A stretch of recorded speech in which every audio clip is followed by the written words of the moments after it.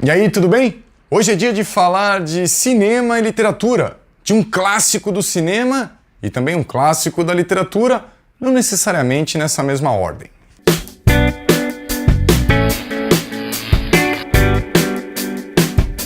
O Poderoso Chefão é um dos filmes mais cultuados que existem, isso não há dúvidas. Mas antes de ser lançado, o que não faltavam eram dúvidas. Não foram poucos os motivos que quase impediram O Poderoso Chefão de se tornar um dos grandes clássicos do cinema.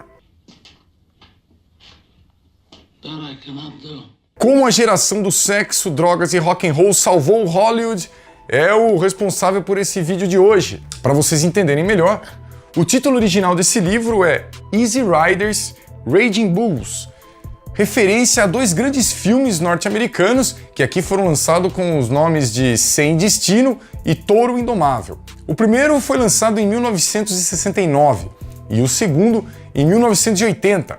Portanto, é justamente esse intervalo de tempo de que trata esse livro aqui. E o que o autor desse livro aqui, o jornalista Peter Biskind, faz é contar os bastidores das produções dos grandes clássicos dessa época.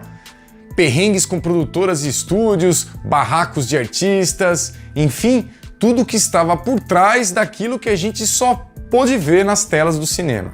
E assim como vários clássicos daquela época, O Poderoso Chefão também precisou derrubar um monte de barreira para conseguir ser lançado. Um dos obstáculos mais recorrentes na produção desses grandes clássicos era o confronto entre os caras da arte e os caras da grana. O que acontecia é que os produtores ainda pareciam presos a velhos dogmas do passado, enquanto novos diretores, novos atores, novos produtores traziam novas ideias que iriam restabelecer Hollywood como uma indústria lucrativa e muito mais criativa. O primeiro problema que O Poderoso Chefão precisou enfrentar foi que, antes de começar a ser filmado, ele era só uma ideia na cabeça de um diretor pouco conhecido, o senhor Francis Ford Coppola. E tanto o fato de Coppola ser um cara que não tinha fama nenhuma, quanto as suas ideias pouco convencionais para a época, faziam com que o estúdio, a Paramount, não quisesse de jeito nenhum colocar grana nesse projeto. Aliás, um dos motivos que ajudaram a convencer os produtores a investirem no Poderoso Chefão foi justamente o sucesso do livro que inspirou o filme, O Chefão, do escritor Mario Puzo, que naquela época era um tremendo best-seller. E só para vocês terem uma ideia de como as ideias de Coppola não batiam com as ideias dos caras do dinheiro, para os produtores o que eles imaginavam era um filme de gangsters com hippies e várias referências culturais daquele momento. O Poderoso Chefão foi lançado em 1971. Por sua vez, o que Coppola queria era retratar exatamente o que estava no livro, um filme de época que se passava nos anos 1940. E depois de muita discussão, Coppola conseguiu convencer os caras a fazer um filme de época. Mas, para fazer o filme de época que ele queria, o diretor criou um visual sombrio e escuro. E na primeira exibição de um recorte das suas cenas, os produtores simplesmente odiaram o que eles viram. Um deles até comentou que parecia que ele estava vendo um filme sem tirar os óculos escuros. Os produtores queriam filmes claros e muito bem iluminados, que era para que as pessoas pudessem assistir dentro dos carros nos famosos drive-ins que eram muito comuns na época. Sem falar que conforme as filmagens iam acontecendo, o filme ia ganhando cada vez mais corpo, né? Até chegar nas 3 horas quase de filme que a gente conhece. E isso também foi um problema pro Coppola conseguir cumprir o prazo que havia combinado com os caras da grana. Mas não foi só essas questões de filmagens e escolhas estéticas que atravancaram a produção desse filme.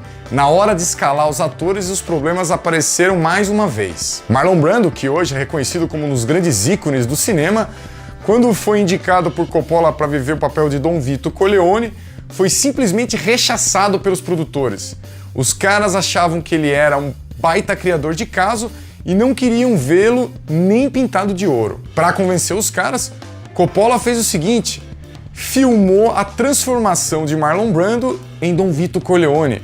Marlon Brando passava graxa preta nos seus cabelos, colocava algodões nas bochechas e falava daquele jeito que quem assistiu O Poderoso Chefão nunca se esqueceu. Um dos executivos sequer reconheceu que o cara que ele via na tela, como Dom Vito Corleone, era o Marlon Brando, de tão boa que era a atuação do cara.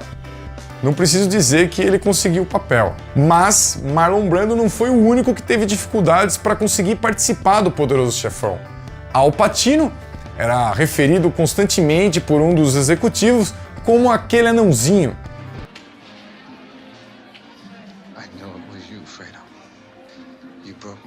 Os caras achavam que aquele ator de pouca estatura e de pouca fama não ia dar conta de viver o papel da personagem principal do filme, Michael Corleone, filho do Dom Vito Corleone. E esses problemas que tanto Marlon Brando quanto Al Pacino enfrentaram eram também comuns aos outros atores do filme. Coppola não queria usar os figurantes que eram comuns nos filmes daquela época.